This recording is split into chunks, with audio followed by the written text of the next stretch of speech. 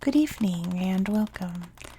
Tonight I'm going to read to you from this book about Mexico. And we will look at all the pictures inside and read all the little boxes. So let's just dive right in. How sweet. Adorable children there. Beautiful dancers and the mariachi band there. Some Aztec costumes here. Those are very beautiful headdresses. And man, she's got a lot of veg. She's got lots of avocados and tomatoes. My goodness. She has lots of veggies for sale. There's El Popo, big volcano outside Mexico City, and the beautiful terrain around it. Look at these, the Aldama sinkholes. And there's lots of places in Mexico that are kind of marshy wet. Not so much here. This is desert. And you can tell by the beautiful beach that this has to be in Baja California, right? Desert, ocean. And this is the Colorado River Delta pouring out into the desert. And there's a box here about volcanoes. Let's see what it says. Mexico's most famous volcanoes are Popocatépetl and Iztaccíhuatl. Iztaccíhuatl has 4 peaks, the highest of which is 17,159 feet above sea level. Popocatépetl, which means smoking mountain in the Nahuatl language, has not erupted since 1702, but it still releases huge clouds of smoke. Iztaccíhuatl, or Sleeping Woman, lies next to it. According to legend, the volcanoes are named after 2 lovers, Popo, a warrior, and Ixta, a princess. When Ixta died, Popo laid her body on one mountain and stood holding her funeral torch on the other.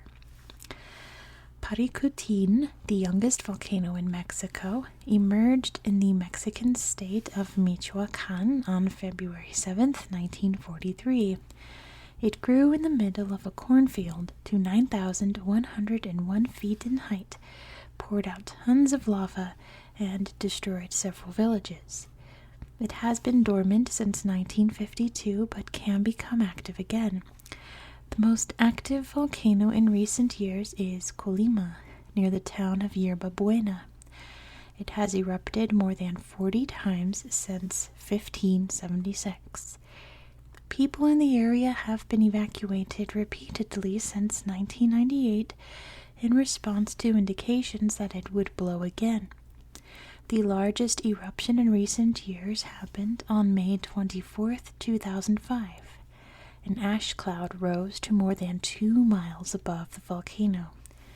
Satellite monitoring showed that the cloud spread over an area extending 110 miles west of the volcano in the hours after the eruption. Some beautiful cave here, lots of really interesting caves in Mexico. And beautiful flowering cactus. Let's read about the Mexico City earthquake. On September 19th, 1985, a powerful earthquake struck Mexico City, killing an estimated 10,000 people and injuring 30,000 more. It left nearly 250,000 people homeless. At 7:19 in the morning, Mexico City's residents were jolted awake by an 8.1 magnitude earthquake, one of the strongest ever to hit the area. The effects of the quake were particularly devastating to the city. Mexico City sits atop a plateau surrounded by mountains, but that plateau was formed from a lake that had been drained over many thousands of years, leaving an unstable base of dirt and sand. The earthquake on September 19th was centered 250 miles west of the city. Due to the unstable ground underneath the city, however, serious shaking lasted for nearly 3 minutes. Oh my gosh, that's a long earthquake. I'm from San Francisco, so I know my earthquakes. The prolonged ground movement caused several old buildings, including the Regis, Versailles, and Romano hotels, to crumble. Many shoddily built factory buildings were also destroyed.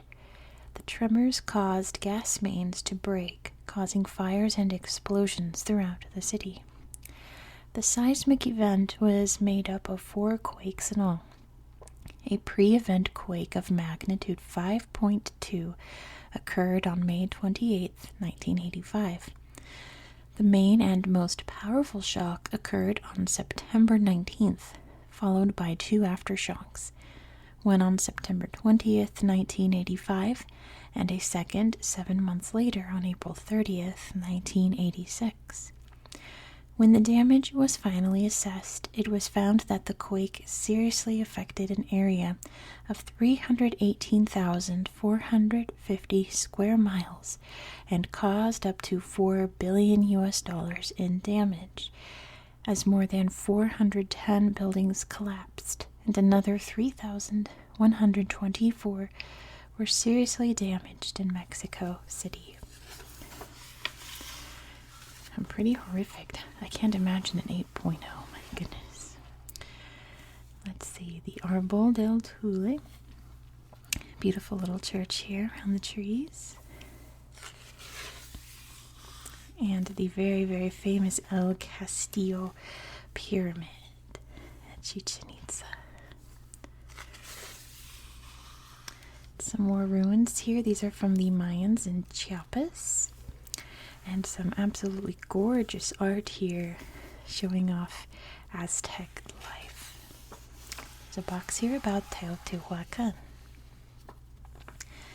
Teotihuacan is the largest, most impressive, and best known of all ancient Mexican religious centers. Built around 300 BCE by the Toltec, it dominated the region until its mysterious decline and fall around 700 CE. At its peak, Teotihuacan had a population of more than 200,000 and was Mexico's largest pre-Hispanic city. Teotihuacan is laid out in a grid and dominated by the 215 feet high Pyramid of the Sun, the 3rd largest pyramid in the world. Other significant buildings in the city include the Pyramid of the Moon and the Temple of Quetzalcoatl. The people of Teotihuacan were highly skilled artisans. Their designs suggest their lives revolved around a complex religious system based on the worship of the sun god, the moon goddess, the rain god, and the god of civilization, Quetzalcoatl, whose name means feathered serpent. I've said this so many times on my channel, but if anyone out there speaks Nahuatl, please, please, please start an ASMR channel, because it's like, I've researched every country in the world. I've read about all kinds of cultures. To me, Nahuatl sounds like the tingliest language of all time, so please, if anyone out there speaks Nahuatl, please start an ASMR channel.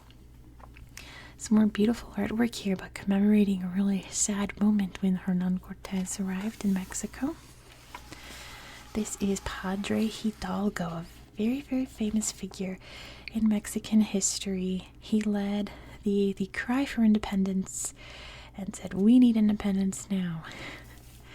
Kind of like, I suppose the equivalent in American history would be like Paul Revere, but on a much bigger scale for Padre Hidalgo. And there's Benito Juarez, one of the former presidents of Mexico. Let's read about the Mexican-American War. After the successful Texas Revolution of 1836, Texan settlers had established independent rule from Mexico. But a decade later, Mexico and the United States fought each other in the Mexican-American War. The war happened after the United States annexed the state of Texas, which Mexico claimed was part of its territory. Both countries claimed sovereignty over Texas, although the Texans wanted the state to become a part of the United States. The United States military was more powerful than Mexico's and was able to force a naval blockade on Mexican ports, as well as invade and conquer New Mexico, California, and parts of what is currently northern Mexico. An additional American army captured Mexico City, forcing Mexico to agree to the sale of its northern territories to the United States for $18 million. Following the United States' victory, a treaty was drawn up, the Treaty of Guadalupe Hidalgo, that gave a vast tract of land to the Americans, including the present-day states of Arizona, Texas, New Mexico, Nevada, Utah, and California. Mexico was forced to accept the Rio Grande as its northern national border. If you know the song Fernando by ABBA, the song's about the Mexican-American War. Isn't that bad that, I don't think of, the Alamo or Santa Ana when I think of the Mexican-American War? I think of ABBA. Anyway. Pancho Villa and Emiliano Zapata, which, me growing up in America, what little you learn about Mexican history, they kind of teach you that Pancho Villa was kind of like an outlaw, very scandalous person, but very important to Mexican history. Same with Zapata. There's the big Zocalo. This is actually a protest happening here. And the Palacio Nacional. Very, very cool. Huge Mexican flag up there, but of course there is, right? As well as here, this is the Supreme Court building. And it looks like a police parade here. Everyone marching. Let's read about U.S.-Mexican relations. This book, let me see, hold on. When did this book come out? This book is not too new. It is from 2002. So yes, 2012. 2012. So things are a little better in some respects, a little worse in some respects. Let's see what the book says. Most U.S. citizens don't realize how much the fate of their country is bound with that of Mexico. Due to geographical proximity, what happens in Mexico greatly affects the United States. The two countries share a 1,969-mile-long border, much of which is unguarded. While there appears to be no great threat as yet, should unrest in Mexico force the United States to establish border defenses, the cost would be enormous. Oh, yeah. Mexico's need to import goods from the United States has created hundreds of thousands of jobs in the United States. Mexico is the United States' third largest trading partner after Canada and China, whereas the United States is Mexico's largest market. Mexico sells 80% of its goods and services north of the border. Mexican Americans are an important political force in the United States. U.S. citizens are increasingly exposed to Mexican culture and sensitivities, particularly in cities with large Mexican American populations, like the one I grew up in. However, there are tensions in this relationship. A very large proportion of the illegal drugs brought into the United States are controlled by drug cartels or syndicates in Mexico. Mexico has become a major producer of heroin and marijuana for illegal export to the United States. Not so much a problem anymore. Also, as much as 90% of the cocaine that arrives in the United States from South America transits through Mexico. Both the U.S. and Mexican governments have spent billions of dollars fighting the illegal drug trade, but to limited effect. The drug cartels make too much money from it, and the demand for illegal drugs remains strong. The Mexican border is also the biggest source of illegal immigration into the United States each year. U.S. government figures show that more than 50% of illegal immigrants are Mexicans. Pardon me. Most of these immigrants go to the United States to earn more money and make a better life for themselves. Most work in construction, farming, manufacturing, and service-based industries in the states that border Mexico, especially California and Texas. Many Mexicans who work in the United States send money home to their families. In 2003, the then president of Mexico, Vicente Fox, stated that remittances are our biggest source of foreign income, bigger than oil, tourism, or foreign investment. In 2005, the World Bank estimated that Mexico was receiving $18.1 billion in remittances every year. Yeah, I mean, I could go on for a long time about U.S.-Mexican relations, but like I said, some aspects are a lot better, some aspects are a lot worse, but we're just gonna move on.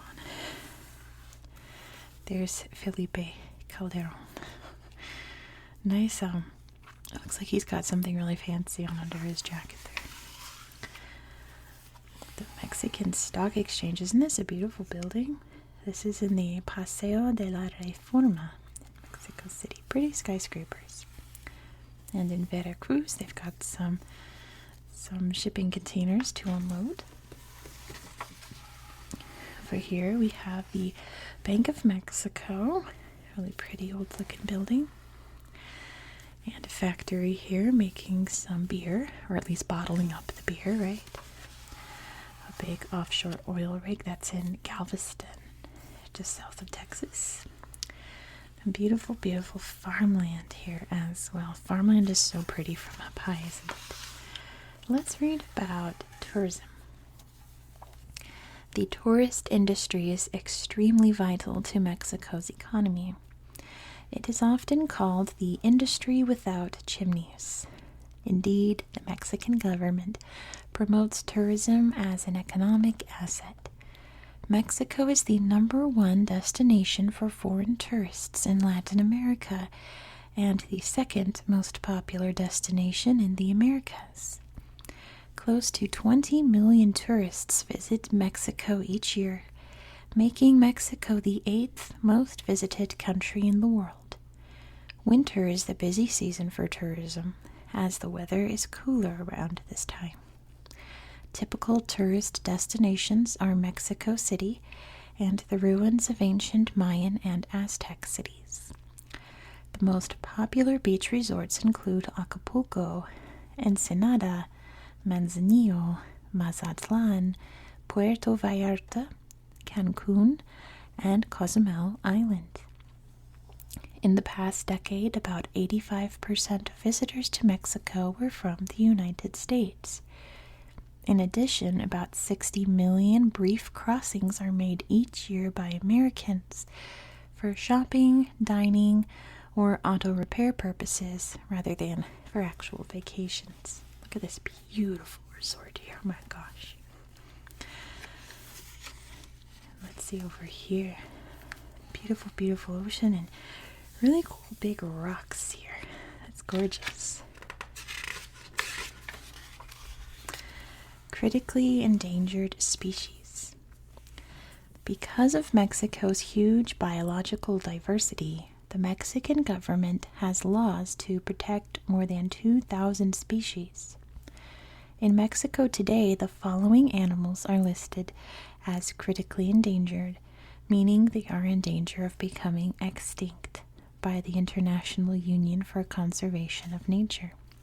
It's the Chiapan climbing rat, Margarita Island kangaroo rat, Oaxacan pocket gopher, Omiltemi rabbit, Querétaro pocket gopher, Slevin's mouse, Tumbala climbing rat. An additional 30 species are considered endangered, and at least 30 are categorized as vulnerable.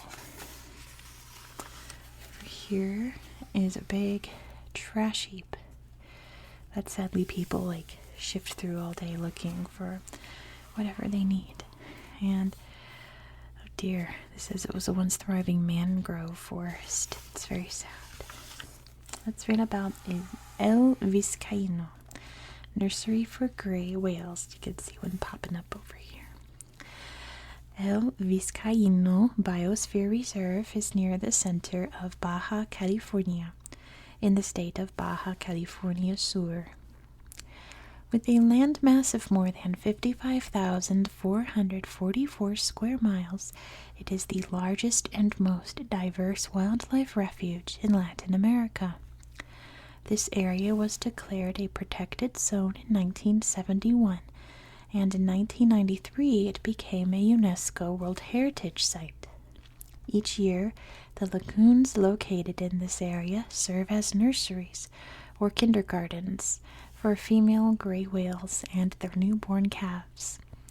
The gray whale lives along the coast of North America, traveling from the Bering Sea off Alaska, where it spends the summers, to Baja California for winter feeding and birthing. This amazing journey of 5,600 miles is one of the longest known migrations in the animal world. Grays are whalebone whales, meaning that they have long strips of fibrous baleen, an elastic substance, in their mouths to sift out food. Gray whales are unique because, unlike other baleen whales that sift through ocean water, they feed at the bottom of the ocean, straining silt and mud through the baleen as they look for invertebrates to eat. A female gray whale reaches 46 feet in length and can weigh 70,000 pounds, whereas the male is shorter at 43 feet. The calves are born at an amazing length of 16 feet. There are about 26,000 gray whales in existence today, but in 1946 they were on the brink of extinction due to whale hunting. El Vizcaíno has played an important role in saving the gray whale from certain death. In recent years, the IUCN classified the gray whale as being of least concern from a conservation perspective, downgrading its protected status. However, the specific subpopulation in the Northwest Pacific is regarded as being critically endangered. The Northwest Pacific population is also listed as endangered by the U.S. Government National Marine Fisheries Service under the U.S. Endangered Species Act. And there's a sweet deer. Very cute. Oh, another box here says pirates or prospectors. An important reason for preserving the natural environment is that it may hold many undiscovered cures for illnesses. This is particularly true of plants in tropical rainforests, which have not yet been fully explored by scientists. Indigenous groups that have lived in these regions for thousands of years know a great deal about tropical wildlife. The Mayans of the state of Chiapas are one such group. Western scientists and pharmaceutical companies have realized that indigenous knowledge of the natural environment may hold the key to curing diseases such as arthritis and AIDS. The issue at stake is the right to ownership of this information. Some argue that indigenous people own their knowledge, whereas others say that pharmaceutical companies have the right to gain profit from the drugs they make based on indigenous knowledge. Still others argue that this information should be shared freely for the benefit of all humanity. I think I'm in that boat. I think if there's a cure for arthritis out there, I think it should go out. If there's a cure for AIDS out there, definitely. But with full credit to the indigenous people who cultivated and harvested these cures. Anyway, there is an ongoing conflict between the Mayans and industrial groups eager to explore or prospect for new drugs in Chiapas. Mayan folk healers fear that scientists will claim ownership over what really belongs to the Mayas. The United Nations' Treaty on Biodiversity states that indigenous interests must be protected, but many nations, including the United States, have not signed this treaty. What a surprise. There may be no easy answer to the question of ownership of new knowledge, but it is clear that it is in everyone's interest to protect and preserve the environment. I can agree with that statement. This is the lady on the cover of the book, wearing this very colorful dress, and I love this hairpiece here. It's really beautiful.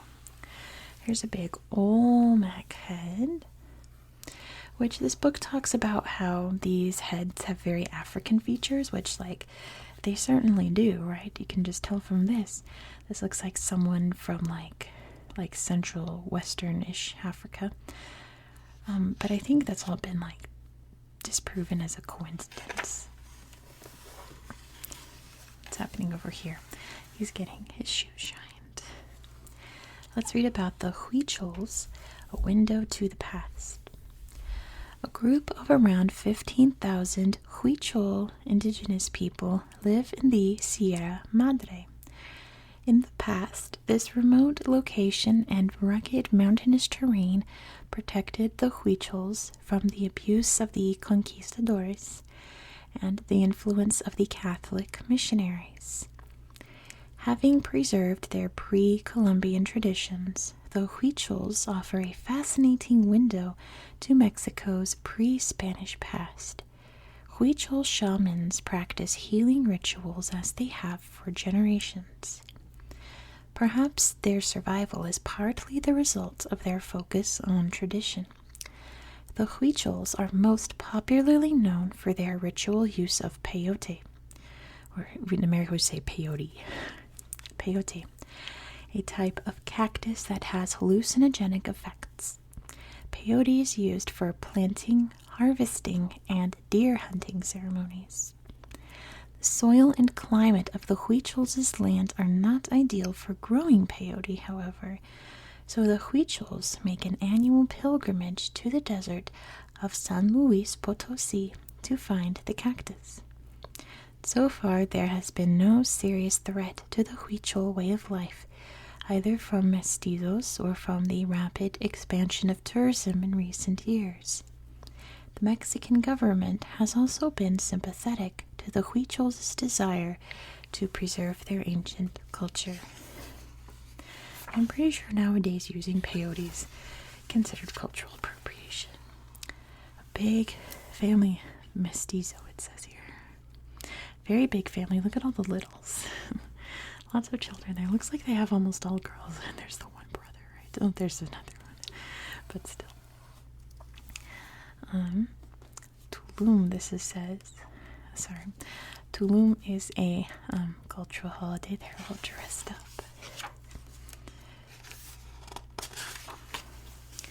A busy, busy day.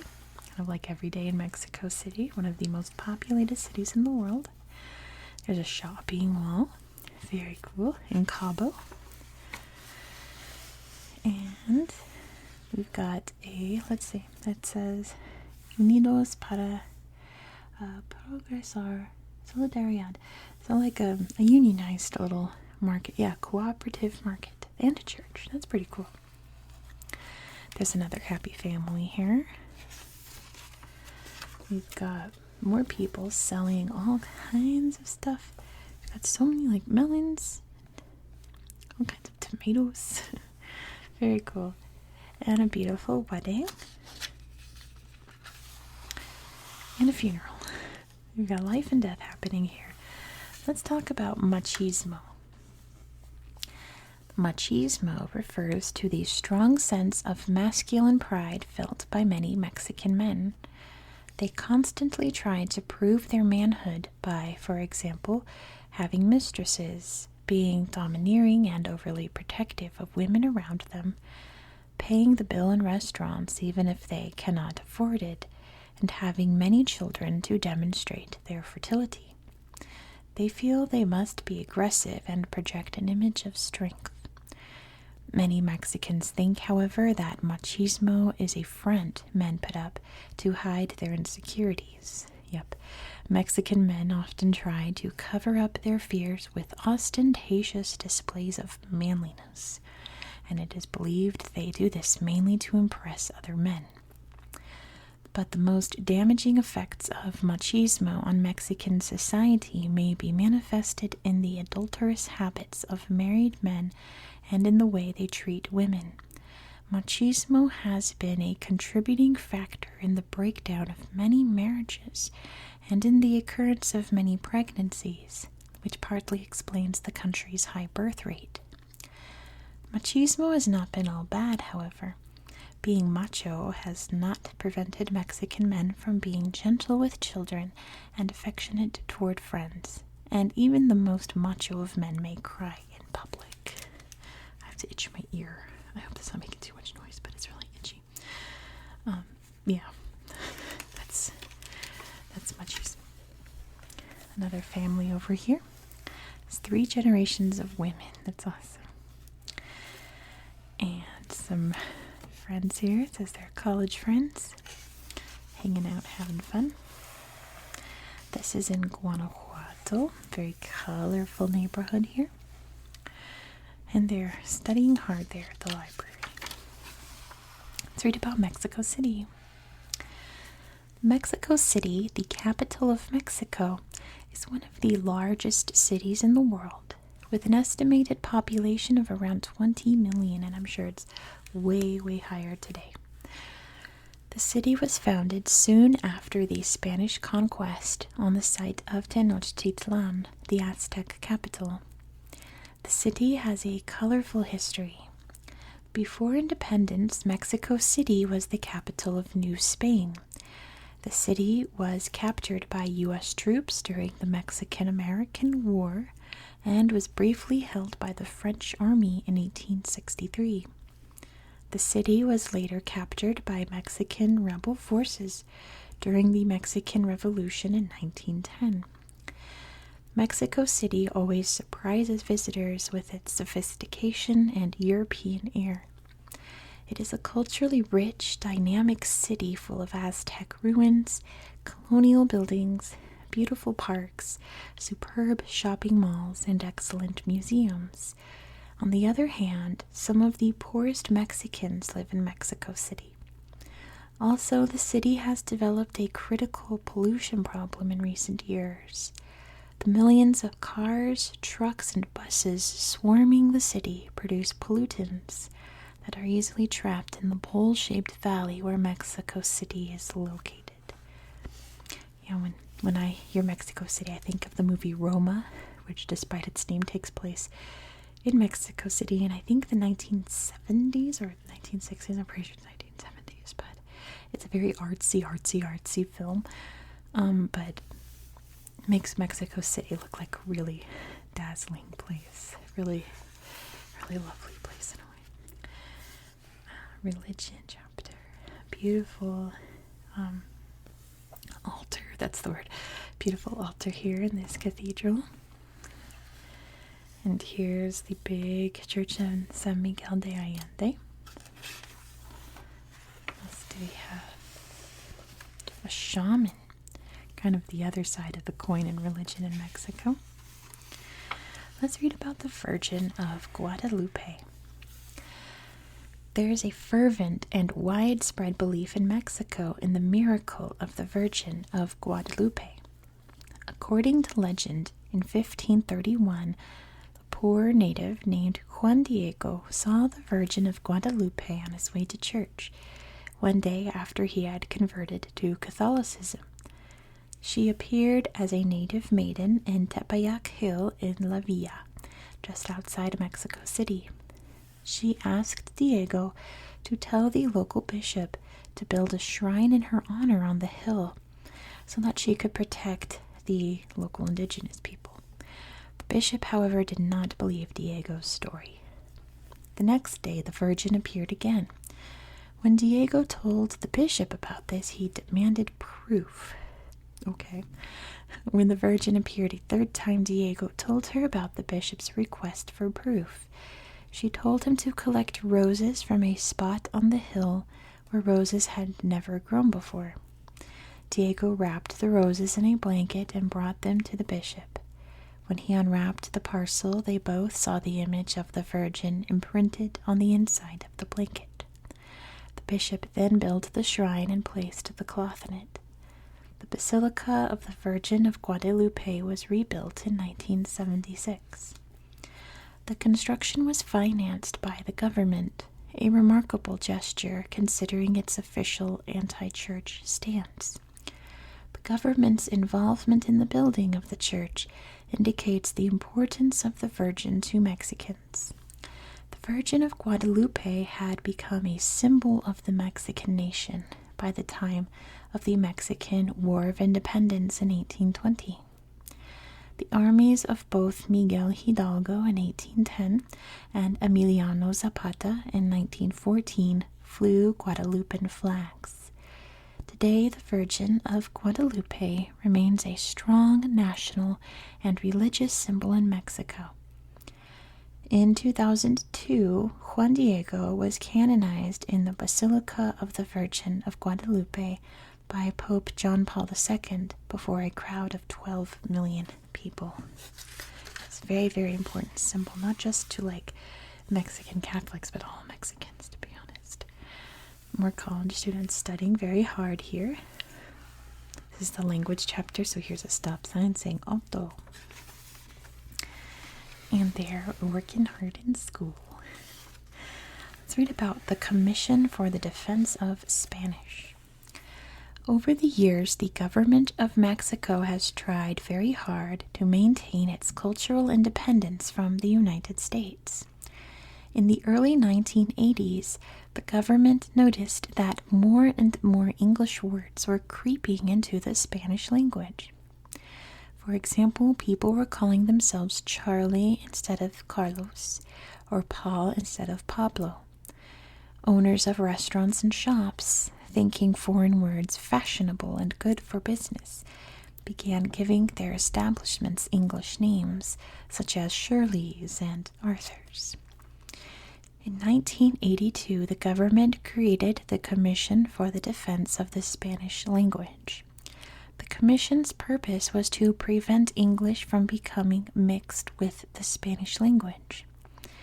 It declared war on the apostrophe, which does not exist in Spanish, as the principal symbol of cultural mixing. The commission also made radio and television commercials that mocked people using English phrases. The commission's impact has been slight, however, and English words from the United States continue to gain currency in Mexico. I get where they're coming from, but me living in I've only ever lived in very Mexican American, at least, populated places. The languages are really intertwined, American culture is very prevalent in Mexico. Mexican culture is very prevalent in the United States. Language swapping happens. We intersperse Mexican or Spanish words, I should say, all the time in English. I'm going to skip this one because it's really long.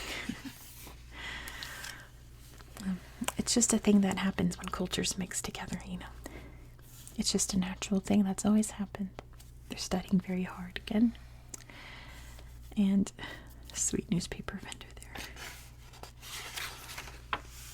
Oh my, look at this.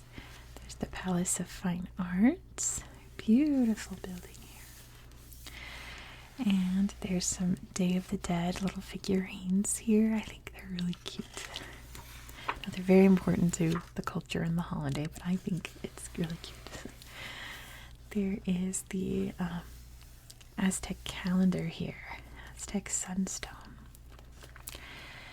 And the Pyramid of the Niches in El Tajín. That's a really pretty pyramid. Wow, that's gorgeous.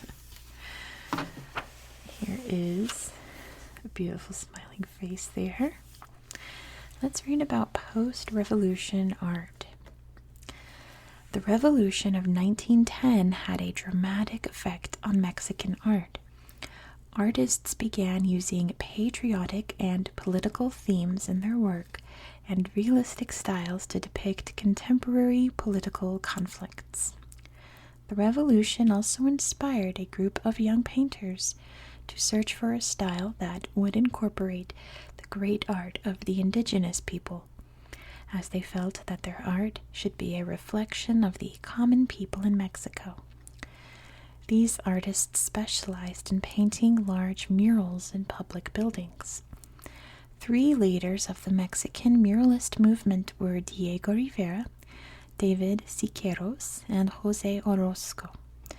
Together they transformed the art world of their time and place. Mexican muralism was an art movement founded by Rivera during the 1930s.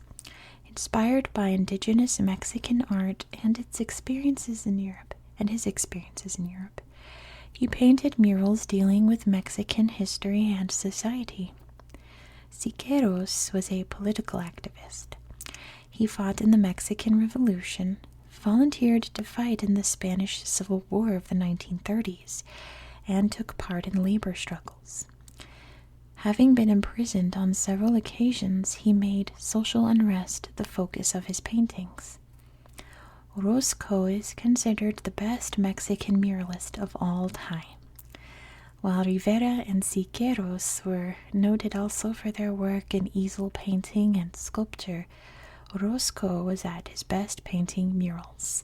His work reflects strong political feelings and a search for deep and universal symbols. Hey, look at this. And when you know your art history, you can just tell that was made by a Mexican artist. All of the activity flowing together. So many different little aspects. Beautiful mural art. There's a mariachi band there. And let's read about the Museo Nacional de Antropología. The Museo Nacional de Antropología, or of course the National Museum of Anthropology, is one of the most outstanding museums in the Americas. Located in Mexico City, the museum is home to Mexican art, architecture, ethnology, and artifacts from the 1700s BCE to the Spanish conquest. The museum building was designed in 1963 and has an impressive architecture, with 23 exhibition halls and rooms surrounding a patio with a huge pond and a vast square concrete umbrella. Rooms and halls are dedicated to the main civilizations and periods in Mexican history, including pre-classical, Teotihuacan, Toltec, Oaxaca, Gulf of Mexico, and Mayan. The highlights of the museum include a full-scale reproduction of the Temple of Quetzalcoatl at Teotihuacan, the Ocelotl Cuauhxicalli, a model of a jaguar with a hollow in its back in which human hearts were placed, a model of Xochipilli, the god of love, poetry, and dance, a reproduction of the royal tomb at Palenque, and the Olmec colossal heads dating back to 1200 BCE, which puzzlingly appear to have African-style features, although they were produced in a period before America had any contact with Africa. Before we read that box, let's look at this remarkable picture. These are Yaqui doing a traditional dance with these incredible headpieces there. Let's read about the voladores. Probably the most spectacular of all traditional dances is the voladores, or flying pole dance. It is an ancient rain dance that is still performed by the Nahuatl and Totonac natives in several Mexican towns. 4 men wearing feathered costumes are tightly secured by ropes to a pole standing 100 feet tall. They represent the 4 seasons. Another man is seated on a small platform on top of the pole, playing an instrument. The four men with ropes drop off the pole and swing around 13 times before they reach the ground. The total number of rotations, which is 52, represents the number of weeks in a year. That must be something remarkable to see in person. Wow. Some more beautiful mural art here, and just looking at it, you can tell that it's Diego Rivera. Very iconic mural art that he had. Having some coffee, looks like. Little snacks there at the cafe. They're playing Pogs. Oh my gosh, that brings me back. See, I'm an old person, and Pogs came out, gosh, when I was like in my very late childhood, early teens. And there's a way to play Pogs. It's kind of dumb. We just kind of traded them like trading cards. It wasn't a very fun game. It was much more fun to trade them. There's a bullfighting arena here. And there's the Matadores. And, oh, this is actually a really sad picture. It looks like they're stabbing the bull to make it angry. Yikes. I didn't realize that. Playing some football. Some soccer. Let's read about the divers of Acapulco. There's another kind of sad picture here of a rooster being provoked for a cockfight. So let me there we go. The coastal resort of Acapulco is famous for its clavadistas, or cliff divers. These brave, or some might say foolhardy young men plunge 115 feet from the heights of La Quebrada cliffs, timing their jump with the incoming waves. If they mistime their dive, there is not enough water to break their fall and stop them from hitting the rocky bottom. Getting back out of the water is also dangerous, since the tide can dash them against the rocks. Sometimes they dive at night, the scene eerily floodlit for the divers and the spectators. Divers often dive in groups or combinations from platforms at different levels. Sounds a little foolhardy to me. And there's a big rodeo here. Or I assume it's a big rodeo. Can't really tell from the picture. Beautiful Day of the Dead celebrations here. I like this. Looks like, what is this made from, like little peppers and things? Leaves, I can't tell, but that's really cool. Beautiful dancers here.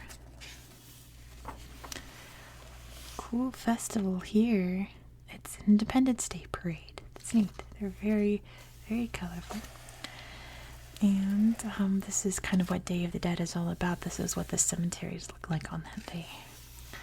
Very, very decorated. We're going to read this box about Dia de la Raza. October 12th in the United States is Columbus Day, which is slowly changing. But in Mexico, it's called the Dia de la Raza, literally meaning day of race or day of ethnicity. The Dia de la Raza is meant to commemorate the blend of cultures and ethnicities in Mexico. While Americans set aside October 12th as a day to honor one of the first Europeans to discover the Americas, Mexicans attach very little significance to Columbus's discovery, as they should. He didn't set foot anywhere near Mexico. They believe the Americas had already been discovered by their ancestors. However, Mexicans attach significance to this day by reflecting on the fact that Mexico was forever changed by the arrival of the European conquerors. Some piñatas here. If you've never bashed a piñata before, highly recommend. You fill them up full of like sweets or little things, and you whack it until it breaks. You get all the goodies. There's a massive market here. Man, there's just so many vegetables and things for sale in all these pictures. These look like a little, it's this confectionery, little sweets here. Oh my gosh. I love Mexican food. There's some real tacos there. Let's read about chili. Chili, an indigenous Mexican food, plays an important part in the country's cuisine. The Aztecs and the Mayans, who cultivated and consumed chili, created recipes that are still in use. These ancient peoples believed that chili has medicinal value, and modern nutritionists agree. A fresh chili is an excellent source of vitamin C and minerals. There are more than 100 types of chilies in Mexico, mostly because of climatic variations within the country. Each chili variety has its own flavor. Generally, the smaller the chili, the hotter it is. There's some paste there to make mole. Yum yum, really good kind of sauce. And some fruit juices here. If you ever get a chance, like for some Mexican snacks, always go for the juices and the ice creams and stuff. It's really good.